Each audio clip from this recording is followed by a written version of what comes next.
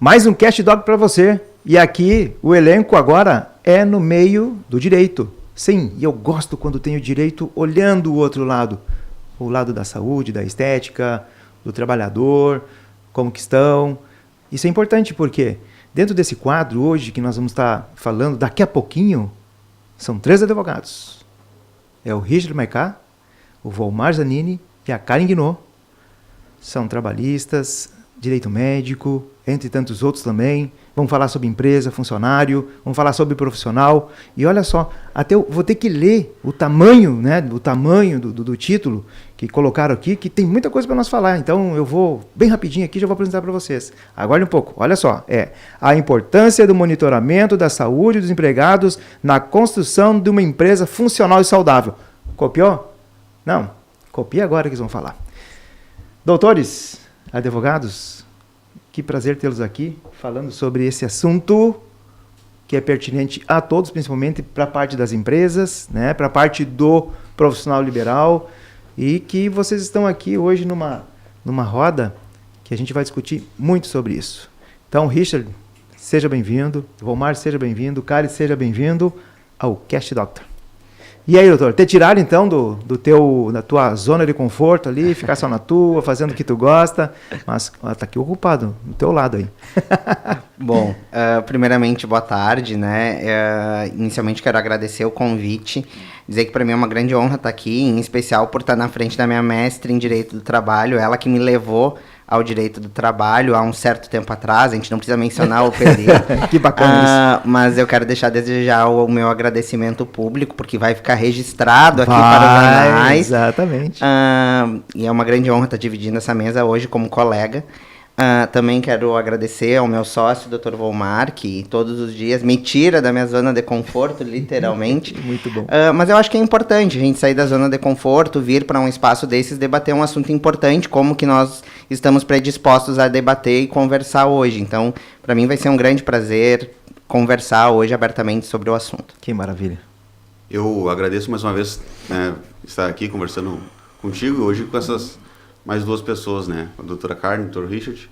Eu digo pro Richard do escritório, né? Ele tem muito conhecimento e não dá para deixar isso só na sala dele. Bem tem que colocar um pouco mais, aparecer um pouco mais.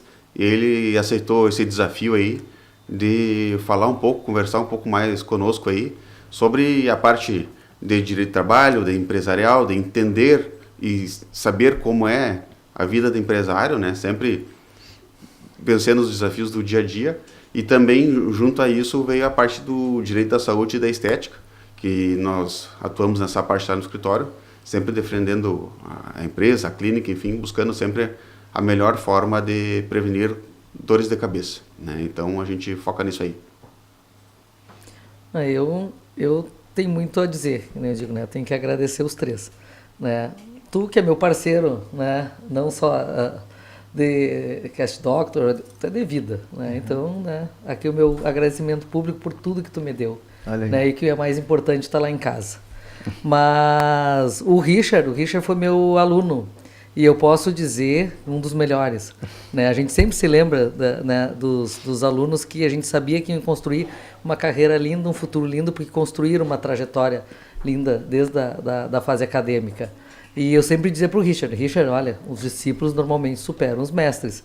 Então, quando eu encontro alunos que foram para a área trabalhista e que hoje são expoentes nas suas comunidades, na sua região, na sua cidade, eu fico feliz, né, porque eu vi que o meu projeto de docência deu certo, muito certo.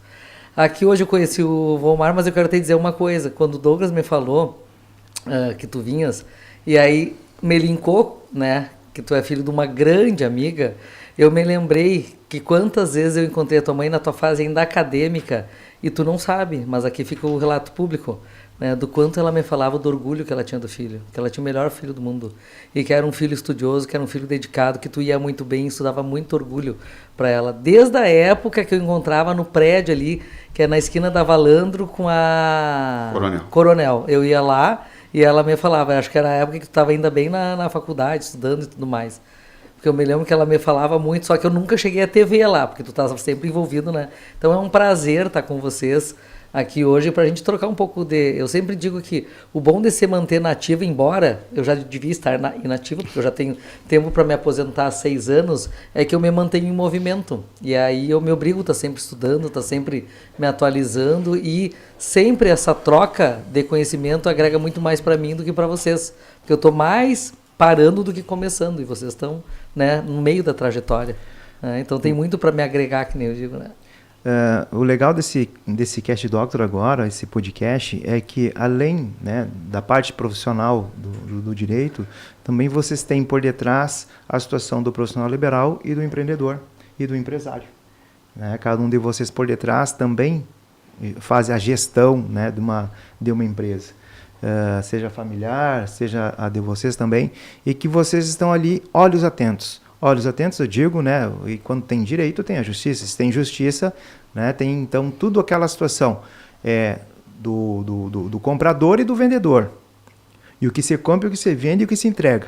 Então, Richard, vamos começar mais ou menos nesse ritmo. Isso foi muito bem colocado. Nós, quando saímos da academia e vamos para as nossas profissões, trabalhar como advogados autônomos, a gente se depara com uma série de dificuldades, né? Quem é que vai bater na nossa porta? Quem é que não vai bater? Por onde vai ser trilhado o nosso caminho? Eu sempre falo para todo mundo que isso é bem orgânico. E as dificuldades do nosso dia a dia impõem que a gente se movimente e encontre novos nichos de mercado. Eu advogo há 12 anos na área trabalhista. Hoje trabalho exclusivamente para o empregador. E diante desse meu ramo, porque eu sempre falo, a gente tem que escolher um lado da mesa, né? Para mim é inconcebível sentar dos dois lados da mesa, porque em algum momento tu vai ser incoerente nas tuas teses. Então eu sempre optei no meu caminho profissional escolher um lado da mesa. Hoje, atuando nesse segmento, eu comecei a identificar claramente que os grandes problemas das empresas guardavam relação com o dia a dia de suas rotinas. Rotinas que muitas vezes estavam inadequadas de acordo com a legislação e muitas delas guardavam relação com o monitoramento da saúde dos colaboradores. Muitos empresários seguem chegando até mim reclamando rotineiramente dos afastamentos que os seus colaboradores têm das suas empresas, mediante atestados. Olha, meu colaborador apresentou um atestado de 1 dia, de 2 dias, de 3 dias. Esse atestado não é verdadeiro. Diante disso, e conhecendo outras pessoas do ramo, eu optei por criar, junto com outras pessoas, hoje no nosso quadro societário tem Rafaela Ceballos e Márcio Taborda, que são meus sócios queridos. Nós criamos uma clínica de medicina e segurança do trabalho em Santa Maria também, que hoje me orgulha muito. Nós estamos completando 3 anos já na cidade, atuando em todo o país, Minas Gerais, São Paulo, Rio de Janeiro, Mato Grosso do Sul, enfim, a gente atende, só no Rio Grande do Sul, em mais de 40 cidades nós temos pontos de atendimento. Então essas dificuldades do dia a dia, a gente tentou solucionar com mais trabalho. Com mais trabalho a partir da oitiva do que os nossos clientes traziam até o escritório. E a partir disso surgiu uma empresa, que é a Intacta, focada única e exclusivamente no monitoramento da saúde desses colaboradores, adequando as empresas à legislação propriamente dita. E sempre me questionam, mas Richard, só em Santa Maria tem 8 empresas de medicina do trabalho, não é mais do mesmo? Eu posso afirmar que não, porque esse monitoramento ele vai muito além do cumprimento de protocolos obrigatórios. E isso é algo que me orgulha. Não sei se é porque eu criei, que é meu filho, que está ali nos meus braços sendo criado, mas hoje o meu trabalho ele se divide entre escritório, onde nós atuamos, eu e o Dr. Volmar, bastante no preventivo de empresas. Óbvio que trabalhamos também no contencioso, é necessário, mas o preventivo resolve grande parte dos problemas. E, em paralelo, eu tenho a Intacta nos dando também suporte no escritório e dando um apoio a mais para todos os meus clientes. Então, vou falar um pouco do escritório. A história com o Richard começou mais ou menos uns 4 anos atrás, quando ele me procurou. Omar, vamos conversar? Vamos, Richard. Tá. Daí conversamos e tal. Daí eu disse para ele nem que sim, nem que não, deixei ele ali. Daí depois, no ano passado, o Richard de novo, vamos conversar? Eu, tá, vamos ver, não sei o que lá. Daí, só que nesse ano passado eu tinha a Jéssica já no meio. Daí a Jéssica, para quem não conhece, é nossa sócia e minha esposa. Vamos então tá. Então, desde o ano passado, começamos essa parceria de nós três, né? São os dois uma capacidade extrema, assim, de gerenciamento, conhecimento, criação de tese, e também, como a Karen falou, né, às vezes, além do suporte do escritório, um suporte em casa também é muito importante, né? Porque nós três somos diferentes. Tem coisas que o Richard faz que às vezes eu faço, tem coisas que a Jéssica às vezes eu faço, mas são coisas diferentes. Cada um tem sua personalidade diferente do que consegue fazer mais. Junto nisso a gente montou o nosso escritório, né? A gente tenta sempre focar e ver o que a gente pode fazer de diferente. Não adianta abrir a porta e ficar esperando alguém passar lá. Já tem que se reinventar e fazer coisa diferente, né? É uma tese que cabe, que é diferente, mas cabe, tem uma fundamentação naquilo, é algo que a gente pode pensar, agora vamos cuidar dos profissionais da estética, vamos fazer um termo de consentimento.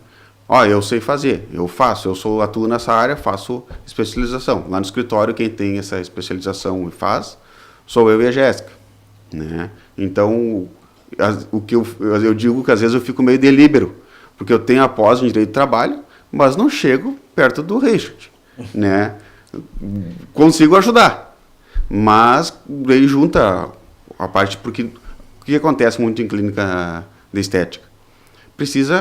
A secretária tem que entender como é que funciona um termo de consentimento livre esclarecido. Ela tem que saber onde tem que ser assinado, onde tem que ser explicado, ela tem que colaborar para que haja uma prevenção adequada dentro daquela clínica.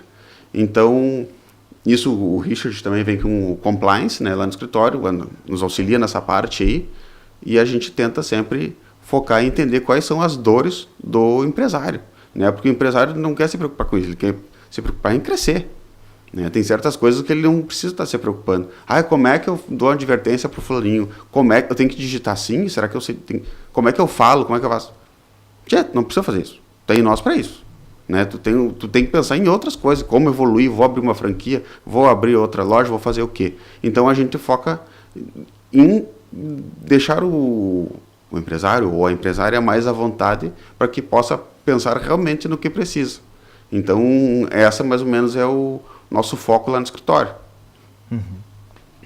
E na verdade, se a gente vai pensar, né, essa questão do protocolo, né, do cuidado, de tudo que tu tem que burocratizar dentro para que depois tu tu consiga preservar, isso toma tempo e energia e tu deixa de pensar coisas grandes.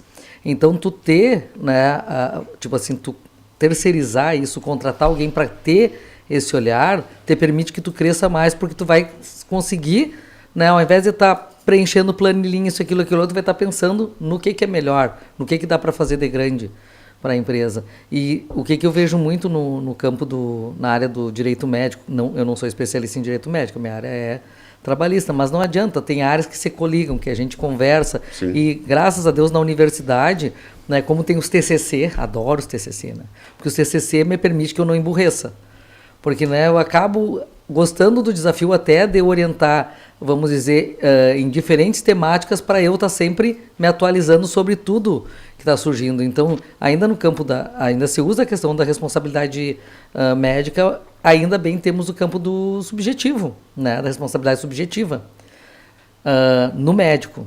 O problema é quando entra a questão da obrigação de resultado, cirurgia plástica, que daí vão te invocar a chamada teoria da responsabilidade objetiva, porque ninguém vai numa clínica estética para sair mais feio, né? Tu quer entrar meia boca e sair lindo, né? E às vezes querem também que os outros façam milagre, né?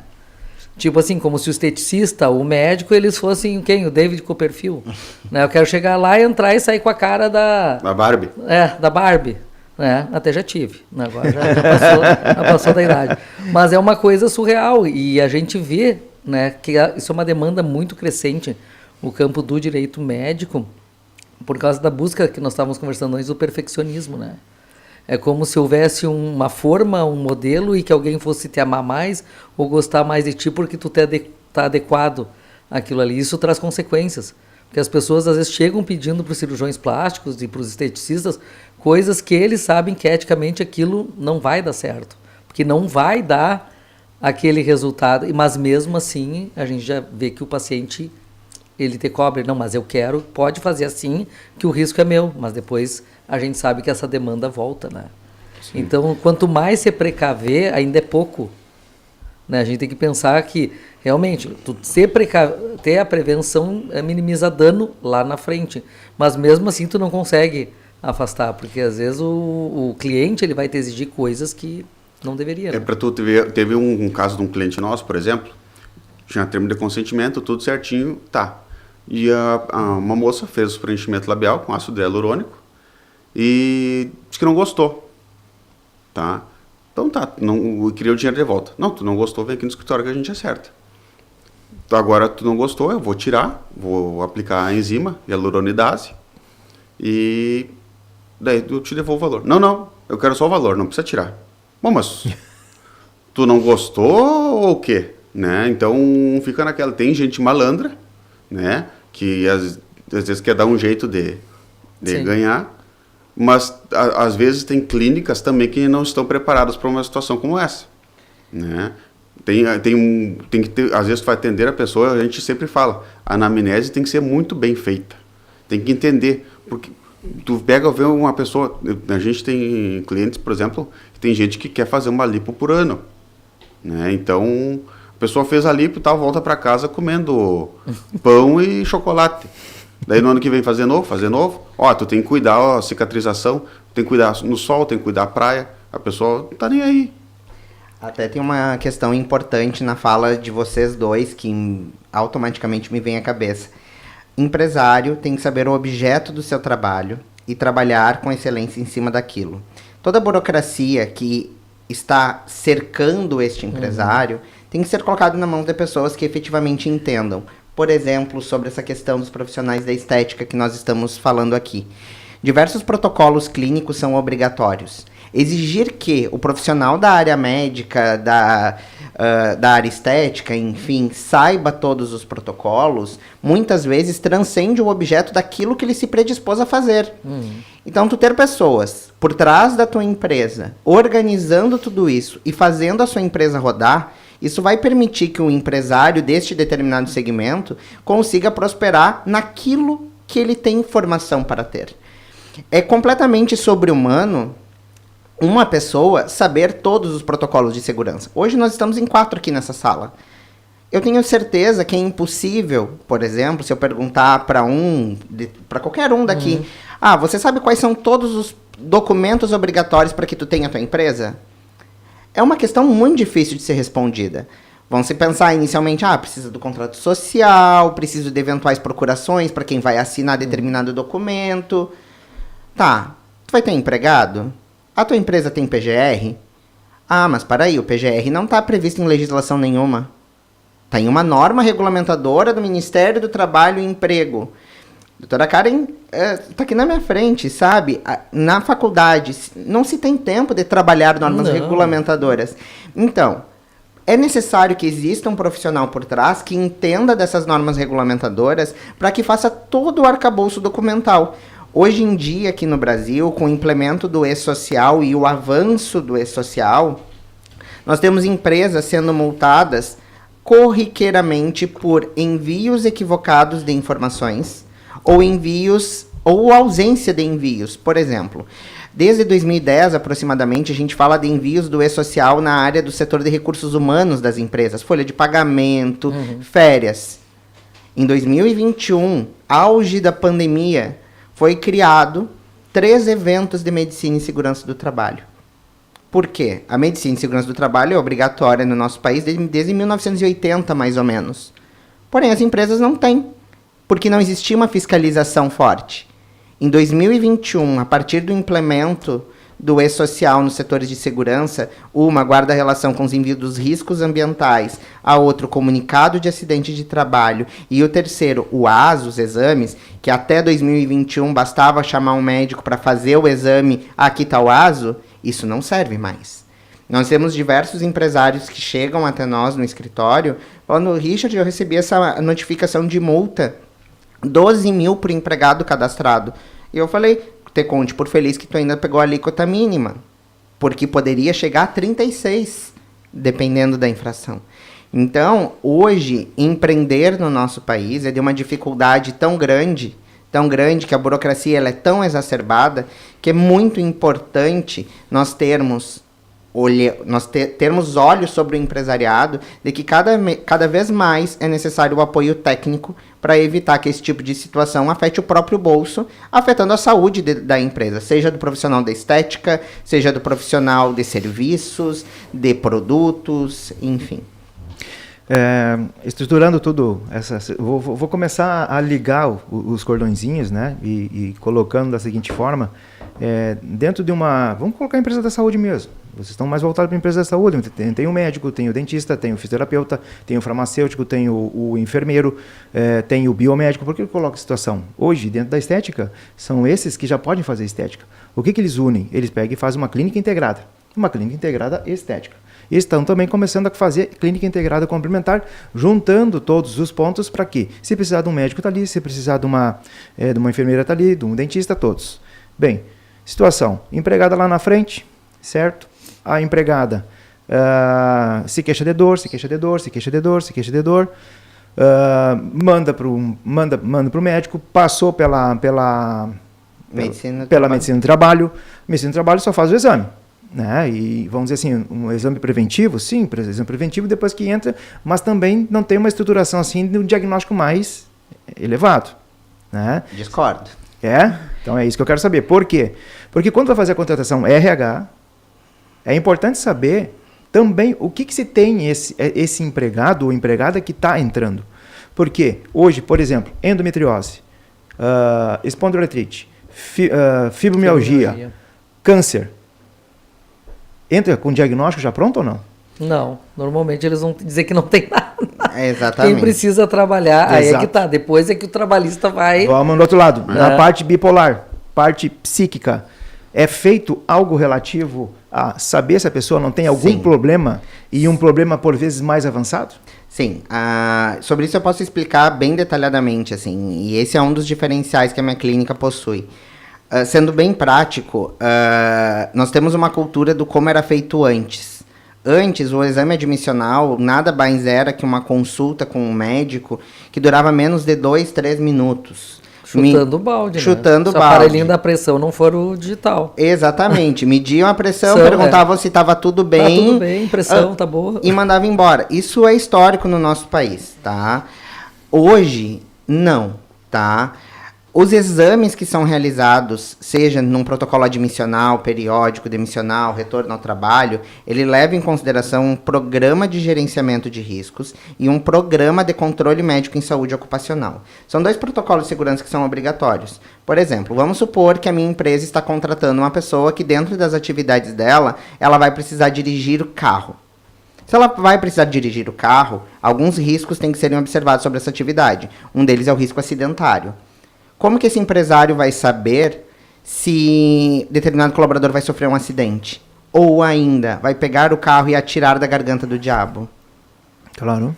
Exatamente. Sim. Então, dependendo da atividade e avaliando os riscos de determinada atividade, nós temos que verificar a necessidade de avaliação de determinados exames. Então, hoje, para este tipo de cargo, a gente realiza exame de glicemia, porque a glicemia pode dar um pico e a pessoa desmaiar no trânsito. Realizamos avaliação psicossocial, realizado com psicólogo.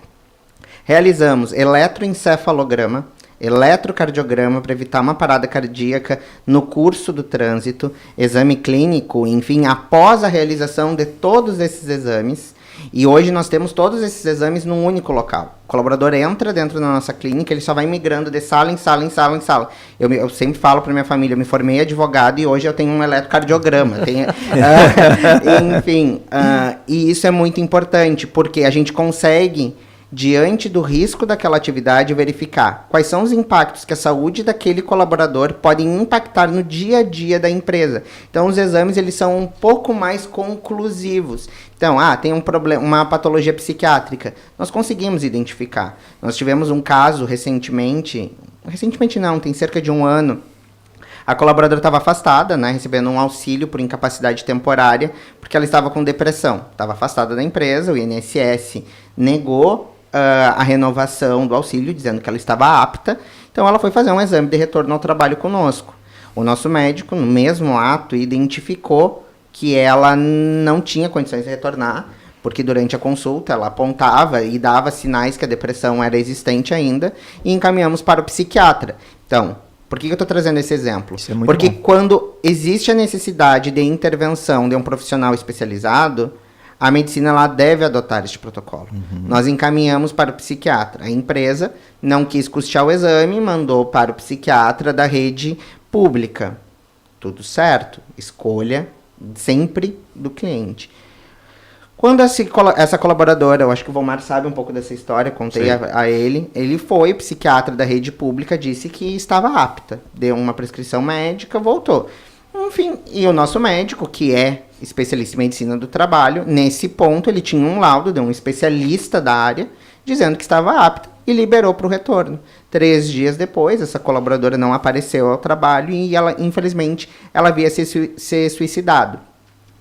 Ou seja, nós temos que pensar sobre a especialização da realização desses exames a partir também da qualificação dos profissionais que nós temos no mercado hoje em dia. Pois, nós tínhamos, nesse caso, um confronto. Nós tínhamos um médico do trabalho dizendo, olha, ela não está apta. E nós tínhamos porque ela tem uma doença mental. E o psiquiatra, que é o capacitado para avaliar doenças mentais, né? disse que ela estava apta. E aí, como que a gente se depara nesse sistema? Em termos de custos, só para colocar aí valores, nos Estados Unidos, um paciente de fibromialgia ele custa $7.956 por mês. Um custo real para o governo, né? Então, imagina para uma empresa, que uma empresa de pequeno ou médio porte, onde ela vai ter a responsabilidade pelo aquele funcionário de tratá-lo, porque está ali dentro. Quebra, porque daqui a pouquinho vem outro. Então, eu acredito que eu tenha puxado muito bem essa situação da parte preventiva, né, que no programa eu costumo muito falar sobre isso, e também dos cuidados que se tem que ter, principalmente o RH. Né? Porque para vocês, né, vocês passam para a parte da medicina do trabalho, faz todos os exames, beleza? Tranquilo. Outra situação também, a questão da conscientização da prevenção dentro das empresas. Eu acho que isso é muito importante. Ali no escritório eu trabalho como compliance officer. A palavra compliance, ela é uma palavra da moda, se a gente pode dizer, na área do direito do trabalho. E todo mundo se rotula hoje, eu trabalho com compliance. Eu acho muito engraçado isso, porque se eu for ver... Deixa ele falar o que é compliance, porque tem gente que tá... Compliance... Tem milhões de pessoas nos assistindo aqui, tem muitos que não sabem. Compliance é um termo que veio dos Estados Unidos, tá? Onde começou lá a partir do gerenciamento da corrupção americana. Então, nada mais é que a criação de um programa anticorrupção. Quando chegou ao Brasil, diversos contornos passaram a existir, sendo um deles dentro do direito do trabalho. Hoje em dia, a formatação das empresas guarda uma relação muito forte com a formação de uma cultura do famoso jeitinho brasileiro. Não vou lançar as comissões no contra-cheque, porque isso gera encargo de FGTS, 13º, férias, terço constitucional de férias, enfim. Porém, tem formas de fazer tudo de uma forma correta, adequada, a partir de um programa de gerenciamento, que é um programa de compliance, criando manual de condutas, fazendo treinamentos específicos, alterando a cultura da empresa, criando um sistema de freios e contrapesos e fiscalização interna através da instituição de canais de denúncia. E hoje o que a gente vê aí são profissionais dizendo, eu sou compliance officer porque eu faço manual de condutas. Não, manual de condutas qualquer pessoa faz, não precisa ser formado em direito. Então, lá no escritório, um dos meus papéis é esse, tá? Eu trabalho como compliance officer estruturando as empresas.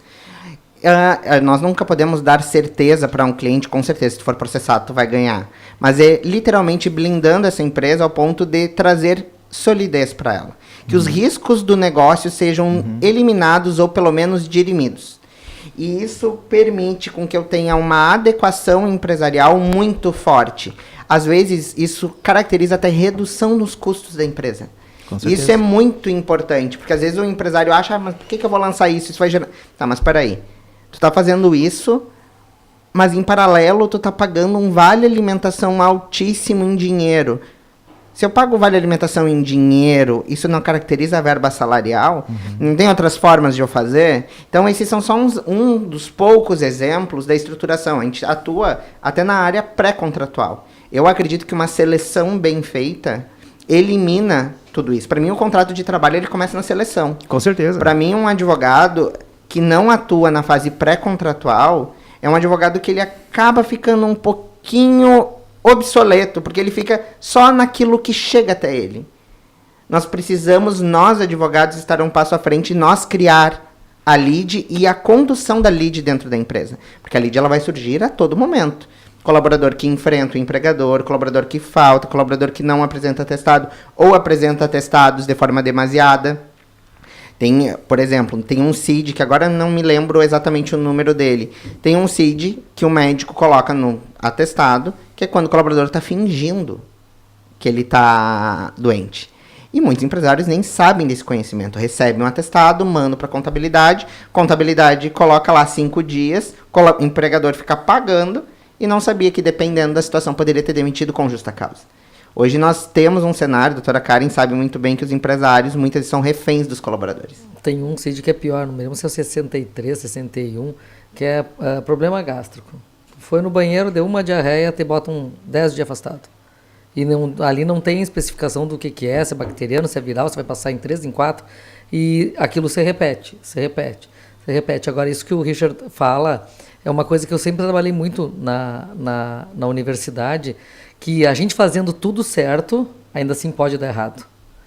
Então, o que acontece? É obrigatório fazer tudo certo. Né? E existe vamos dizer, uma cultura estúpida de não investir muito em segurança, medicina do trabalho, e tentar depois equacionar saneais só lá na fase reparatória, quando pouco daí o profissional pode fazer. Por quê? Porque todo o acervo que eu tinha que ter probatório de que eu fiz tudo corretamente, eu não tenho, né? Porque eu não fiz, às vezes até eu fiz, mas eu não me guarneci desse acervo comprobatório, e lá na frente isso vai dar problema. Então, às vezes, eu sempre digo, a pessoa, às vezes, para não trazer uma segurança e medicina para dentro da empresa e gastar com profissionais, isso é uma cultura estúpida, porque lá na frente, uma ação indenizatória com um evento morte vai ter que custar 2 milhões, 3 milhões, depende de quantos descendentes tem, depende da idade dos descendentes, depende se a que ficou viúva ou viúvo, a idade que tinha, ou seja, isso vamos dizer, é uma economia burra, literalmente. Né, investir em prevenção, investir em que os atos sejam feitos com segurança. O que a gente vê muito? Às vezes tu já tem um trabalhador que ele trabalha numa condição que por si só, e que eu não tenho como afastar os riscos, já é inseguro, e ele ainda vai e faz um ato inseguro. Né? E aí o empregador está vendo e contando que vai dar certo. Não, mas é porque eu vou fazer uma gambiarra, isso aqui eu vou ajeitar aqui. É a questão do jeitinho brasileiro. Aqui a gente ainda faz assim, porque o nosso normativo acaba sendo muito permissivo em algumas coisas, coisa que, por exemplo, no sistema americano já não tem. A gente sabe que saúde lá é uma fortuna. A cirurgia de apêndice é $50 mil. É um apartamento. Né, do rim, eu já ia deixar um rim, né? Ainda bem que o apêndice... E um excelente apartamento. Pois é. Então, a gente pensar, quando eu fiz o segundo doutorado, eu já fiz justamente sobre isso, porque eu já não queria mais trabalhar no campo, vamos dizer, reparatório, da indenização lá da ponta. Eu queria trabalhar na engenharia para ver por que essas pessoas se acidentam.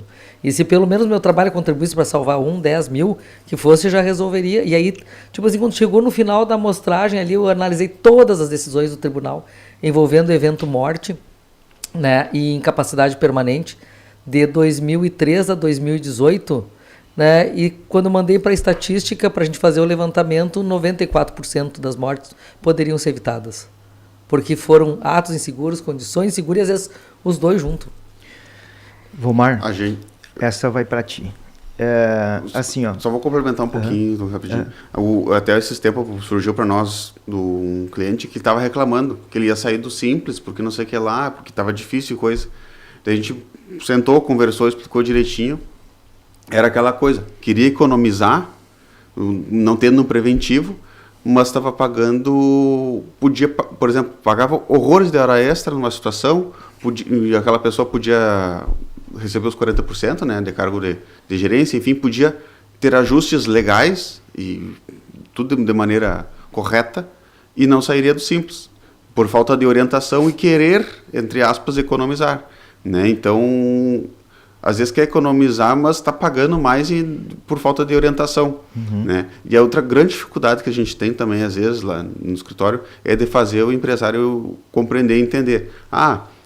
Tem uma clínica de estética, a tua recepcionista tem que receber 20% de insalubridade. Mas por quê? Não encosta em nada, fica só na recepção. Não, porque tem uma convenção coletiva que determina isso. Não precisa pagar, não tem necessidade.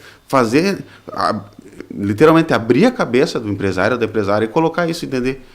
O correto é isso, entendeu? E isso daqui é o correto, isso aqui vai fazer com que tu economize futuramente. Porque senão vem vir um processo judicial e aí tu vai ver. Já faz uma poupança. E o que é pior, tem gente que prefere ainda, por incrível que pareça, trabalhar no risco, porque eles dizem assim, não, mas se eu, quer dizer, e aí eu já sou meio faca na bota nessas coisas. Foi meu aluno, sabe, eu não tenho filtro, né? Eu digo, tá, mas tu me chamou aqui pra quê? Se eu tô te dizendo que isso dá nisso, tu ainda quer trabalhar em cima do risco? Não, mas porque daí quando der isso eu mando pra senhora, a senhora resolve pra mim. Então eu vou economizar nos outros 200, 300 funcionários, porque quantos vão entrar na justiça, né? Digo, tu não tá entendendo o maior patrimônio que uma empresa pode ter, o funcionário, o colaborador. Tá? Porque um projeto de vida que é ceifado vai te incomodar o teu projeto de vida, o resto da tua vida também. Então a gente tem tudo... E da outra geração, talvez. Mas óbvio, claro, né? Então não é assim que tu tem que olhar o outro, como um material substituível. E tem uma coisa muito importante na fala de vocês dois, que recentemente aconteceu no escritório. Nós tínhamos um empresário, nosso cliente, que tem essa filosofia. Não, e eu até cheguei a questionar ele, tá, por que tu nos paga todo mês, né? Porque eu não tô entendendo, eu te digo pra fazer A, tu faz B, daí ele olha na minha cara rindo ainda, mas pelo menos pra eu saber o que tinha lá. Eu falei, então tá, tem que aumentar os meus honorários, porque pelo visto não tá fazendo nem cócega. E daí ele foi processado recentemente, porque uma colaboradora teve uma tendinite, tá? Alegando movimento repetitivo, ela trabalhava numa cozinha de um restaurante, e teve o processo, as perícias, com todo respeito aos peritos judiciários, infelizmente alguns não conseguem chegar no detalhe do detalhe, e a perícia apontou doença ocupacional, a empresa não tinha emitido a CAT, não tinha nada, embora a gente tivesse dito, faça a CAT, tem prazo para emissão de CAT. Ele não quis fazer a CAT, porque isso aumenta o índice acidentário da empresa, isso gera multa, porque hoje a CAT é feita por dentro do E-Social. Então não é simplesmente emitir a CAT como era feito antes num talão. É uma coisa complicada. E aí saiu a sentença, ele foi recentemente condenado a R$250 mil por uma tendinite de uma colaboradora. Tive que ligar para ele e falar, olha, eu não concordo com a sentença para mim é um total absurdo. Só que só para recorrer de custas é R$13 mil e mais as custas. Deu um show, armou uma gritaria, mas não tem o que fazer. Então é importante o empresário saber disso, ficar atento a essas questões. Exato. Vou mais voltado para ti, porque o que eu vou colocar a situação aqui é o seguinte, ó, consultório clínica, né? Então, quando chega o paciente, vai ter aquela anamnese. De preferência, uma anamnese bem completa, em relação à saúde corporal, saúde mental, né, desse paciente. O segundo é a situação, né, do termo de consentimento. Mas, para isso, também, antes tem um exame clínico. Um exame clínico também, que seja completo e voltado para o lado da estética, com foto, vídeo antes e depois. Se reestruturar dentro disso. Bem, além também do termo de compromisso, né, se for colocar a imagem ali, imagem. E também o contrato. Fala mais sobre isso e fala também dos diversos erros do profissional da saúde, que independente do lado que for, medicina, dentista, enfermeiro, isso, aquilo, porque hoje estão, o profissional tem a perícia, tem mais duas que tu vai falar sobre isso, mas estão errando porque vem de uma formação, né, que, por exemplo, não estudou só rosto e boca. Vem de uma formação que é de uma outra formação e agora está entrando num outro lugar que, por vezes, precisa de uma formação até quase que uma graduação. Dentro disso, acontecem muitos processos e toda semana a gente vê em redes sociais. Tá. Primeiro erro do profissional de saúde, da estética, é não ter uma documentação. Né? Às vezes procuram nós e daí, mas é que eu tenho essa documentação aqui que eu ganhei de um curso. Tu quer ver? Daí eu digo, quero. Daí a gente vê coisas totalmente inadequadas, né? O que acontece hoje? Hoje, os tribunais no Brasil entendem que a relação, vou utilizar o médico aqui, médico-paciente é uma relação de consumidor, né? O que quer dizer isso? Que é a mesma coisa, tu vai lá numa loja comprar um notebook. E tem esse entendimento aí. Embora a gente discorde. Isso. Eu também. Lá no escritório Com certeza. a gente entende que não deve ser regido pelo Código de Defesa do Consumidor, e sim pelo Código Civil, né? Prestação de serviço, e até porque pelo Código de Defesa do Consumidor tu tem toda uma base principiológica normativa que não favorece. Claro. Nem um pouco. Nem Daí, um pouco. O que acontece? Lá no artigo 6º do CDC diz que tem que ter as informações básicas, né? Passa, por exemplo, o paciente e o médico numa sala, né? Ali não tem nada gravado, não tem nada além do documento adequado que ele possa ter. O que te garante que tu realmente passou todas as informações básicas para esse paciente? O que vai te garantir é uma ficha de anamnese bem feita, né? Daí tu faz um termo de uso da imagem, um termo de consentimento. Vou fazer um botox, termo de consentimento para a realização do botox, né? E um termo de finalização após isso, para que ali tenha evidenciado o resultado, né? A gente faz toda de maneira adequada lá no escritório para que fique mostrado ali, realmente, eu me senti assim, agora eu me sinto assim. A foto, como deve ser feita, nós orientamos também, sempre manter tirar com o celular tal, mesmo celular, mesmo enquadramento, mesma iluminação. Então, tudo isso o profissional da saúde e da estética precisa ter o cuidado, né? Ele precisa entender e ver, começa lá, chegou chegou um paciente, dá para ele ali na sala de recepção já preencher uma ficha de anamnese. Às vezes tem gente que fica mais à vontade.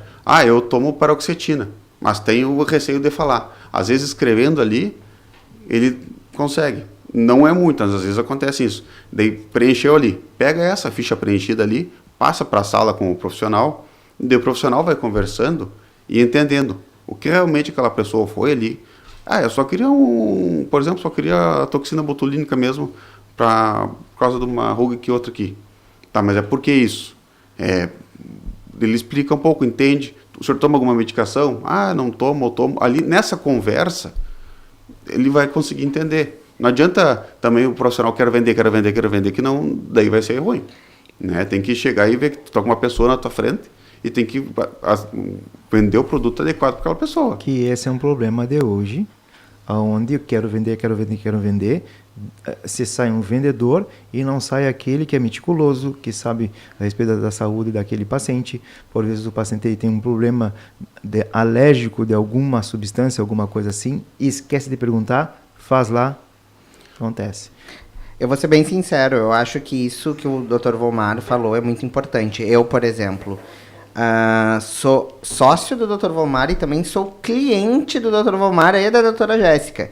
Por exemplo, como eu tenho uma clínica da saúde, por mais que eu seja advogado e saiba que tem protocolos a serem adotados, eu sou advogado trabalhista. Esperar que eu tenha o conhecimento que é necessário para os profissionais da saúde é de uma soberba. Eu sempre falo, não é porque somos advogados que dominamos todas as áreas.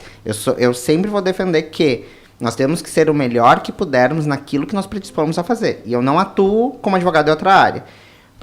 Poderia eu fazer os documentos da minha clínica? Poderia, claro que poderia. Porém, eu tendo profissionais na cidade que são especialistas nisso, a doutora Jéssica e o doutor Volmar, quando foram lá na minha clínica fazer os protocolos de anamnese, termos de consentimento, parece que é algo tão vago. Meu Deus, a gente ficou dias inteiros respondendo questionários, reuniões com médicos. Eu tenho um corpo clínico grande, eles entrevistando todo o meu corpo clínico. É algo muito minucioso, detalhado, num nível tão grande que é importante de se ter. Hoje em dia, a gente vê muitos profissionais da saúde usando essas fichas que ganharam de algum curso, ou fichas que são de 1500 a.C. Pior ainda, puxaram no Google, Richard. Exatamente. Mas as de curso normalmente são Não, essas. mas... Que é algo impressionante. Quando eu peguei a nossa ficha e eu vi a clara diferença, e não é porque ele é meu sócio, é porque realmente é verdade. A gente passa a entender um pouco mais, porque ficar conversando aqui, tu toma paroxetina, isso parece, o médico ele vai perguntar. Às vezes ele está com uma recepção, com 40 pessoas na recepção, e às vezes isso passa. Só que o isso passar pode gerar uma crise anafilática, sei lá, o que pode gerar, mas pode gerar danos irreversíveis. E até em saber um diagnóstico, né? E a gente já teve situação assim, o profissional procurou nós, que foi fazer um procedimento, a pessoa disse que tinha tal peso. Daí eu digo, tá, mas e que peso deu na balança do teu consultório? Não, no consultório eu não tenho. Tchê, mas a pessoa chega e diz que isso daqui é um prato, tu vai dizer que é um prato. Tem uma balança. Ainda mais se é mulher, né? Porque a mulher vai botar sempre 5, 10 a menos, e aí na hora Era de uma anestesia, no metade foi do procedimento acabou a anestesia. Foi inadequada a aplicação do produto por causa do peso. A pessoa teve uma crise de ansiedade bárbara, né? Foi levada pelo SAMU e, enfim, depois deu E hoje essa em função dia, aí. nós temos uma ampliação do segmento estético tão grande, que até dezembro do ano passado, tá, estava vigente uma resolução do Conselho Federal de Biologia autorizando a biólogos que são habilitados como estetas a realizarem procedimentos estéticos. E aí começou-se uma discussão, isso é objeto de uma ação civil pública, inclusive, do Conselho Federal de Medicina contra o Conselho Federal de Biologia, se os biólogos não estavam invadindo as atribuições dos médicos, atos privativos de médico. Só que no nosso país, infelizmente, tem que acontecer um caso midiático para trazer à tona toda essa discussão. Então, recentemente aconteceu o homicídio, o suposto homicídio por dolo eventual daquele rapaz do pilindefenol, que era uma pessoa que não tinha habilitação para desempenhar. Então, a gente precisa acontecer uma tragédia no nosso país para que a gente se mexa. E isso é para a área estética, é para a área do direito do trabalho. Os dados que a doutora Karen traz demonstram isso. Que a tragédia... o nosso direito brasileiro ele é muito atrasado. Tem que acontecer para depois nós agirmos.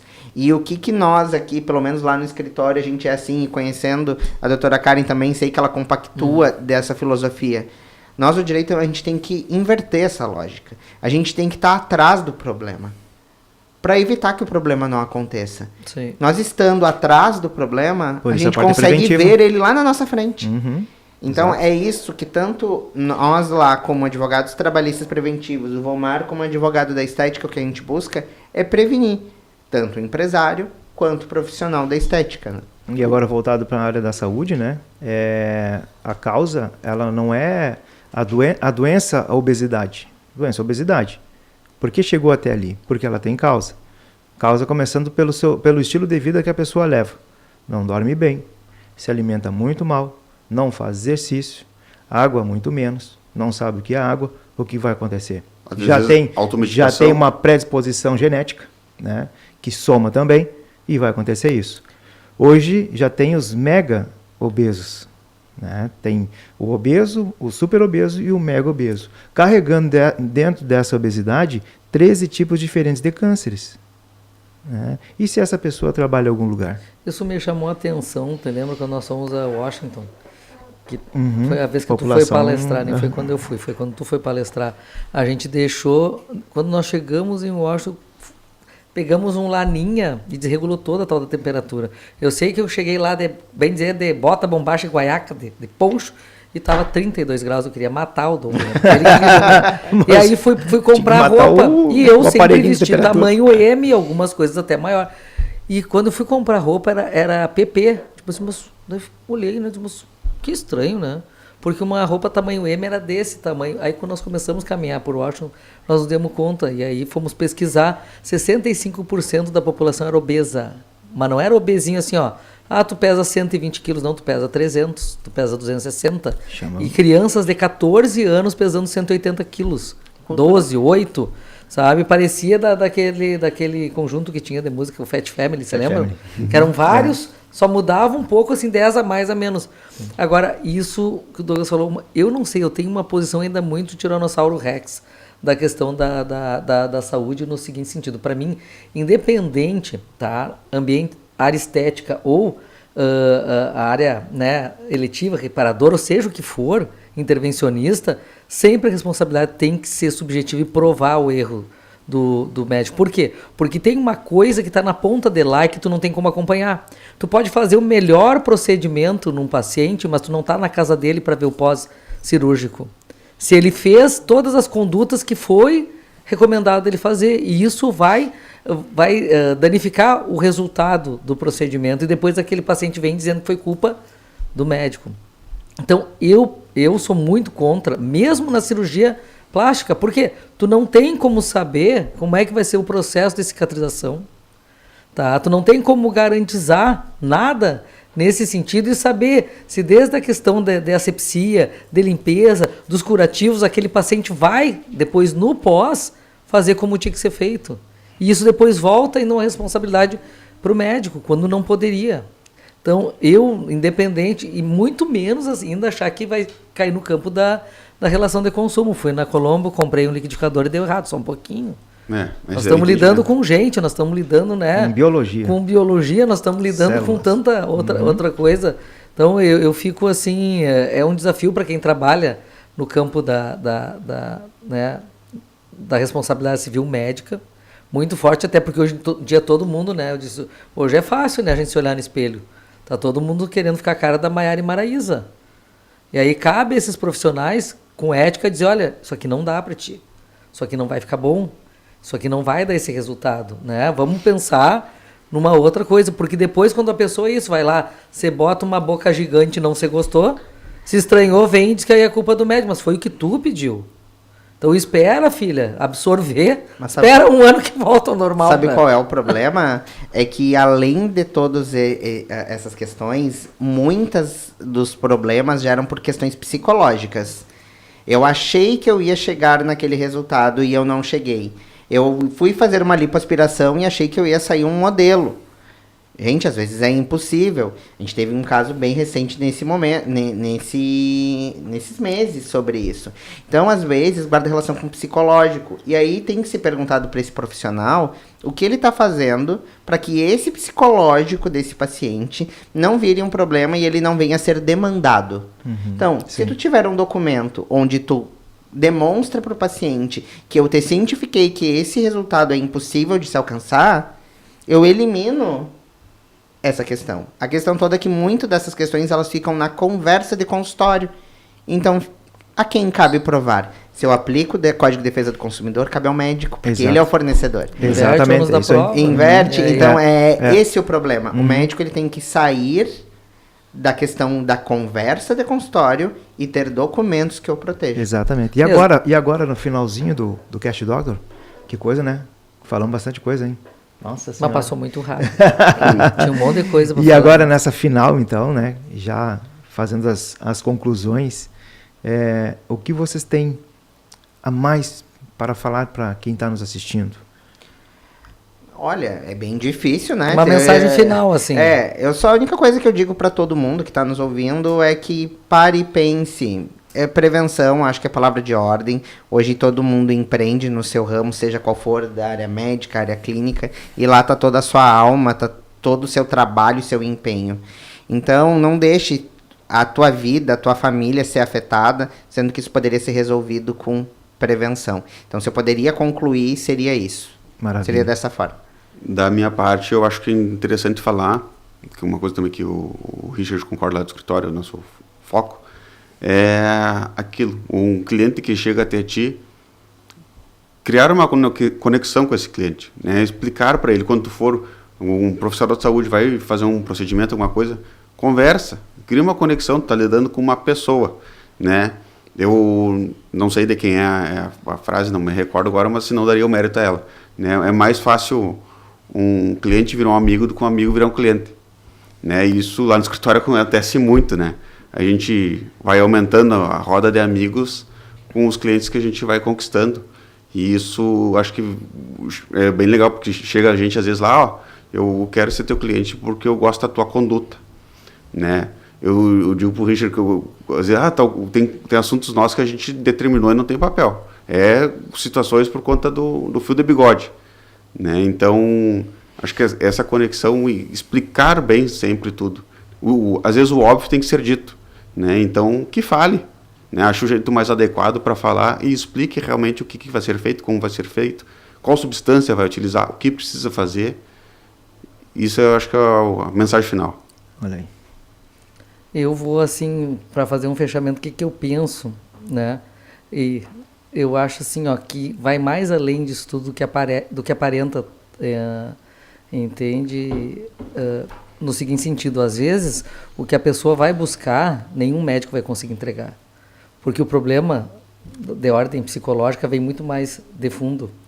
Né? Às vezes é outro tipo de insatisfação que tu tem e que tu acha que o que te projeta que tu tá infeliz é porque aquilo não tá bem no teu rosto ou aquilo não tá bem no teu corpo. E aí a criatura vai lá, vai fazer o procedimento e vai continuar não resolvendo. Então, a sensibilidade que os profissionais da área da saúde têm que ter é ver, né, a base de fundo disso tudo.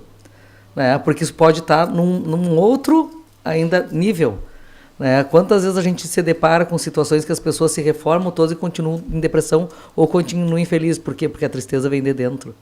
Né? E, na verdade, elas acham que isso está projetado na sua figura. Então, é sentir, conseguir perceber isso, né? No que vai melhorar e se era aquilo que realmente estava motivando ela. Né? Porque, óbvio que todo mundo quer estar bem, óbvio que todo mundo quer, que nem a cirurgia plástica da minha mãe. No passado, minha mãe fez uma intervenção e eu disse, estava na hora. A mãe estava com 78 anos, não queria mais se pintar, se arrumar. Eu disse, não, então está na hora de mexer. E ela pegou e disse uma coisa que é bem certa, né? Que envelhecer é inevitável, porém gerenciável. Então, o profissional ele tem que lidar com isso. E ver lá de fundo se aquilo que a pessoa está buscando realmente, o pórtico, o fato gerador que a gente chamaria, vai resolver com essa entrega. Né? Porque senão ele pode fazer o melhor trabalho do mundo. Porque se a coisa estiver aqui, nunca vai estar bom o suficiente. Com toda certeza. Muito bem, doctors. Muito obrigado pela presença de todos. É uma satisfação. Uma vez convidado, sempre convidado. Gostou? Adorei, Tu obrigado. viu que bacana que é? Parabéns, né? Conseguiu tirar, né? Consegui tirar. Essa é a primeira. Nós temos um monte de coisa hein? para conversar. Olha, viu? Olha, ó, já está amadurecendo aí, ó. A frutinha vai cair bem. Muito obrigado. E a você, eu vou fazer justiça. Fazer justiça através da prevenção. Se a área do direito enxerga isso, se a área da saúde enxerga isso, por que tu não enxerga? Então, ajuda a se prevenir. Com certeza, tu vai viver melhor, vai ter bem-estar, qualidade de vida e vai gastar menos. E outra, não vai também fazer com que os bolsos públicos gastem mais também. Então, previna-se e até a próxima.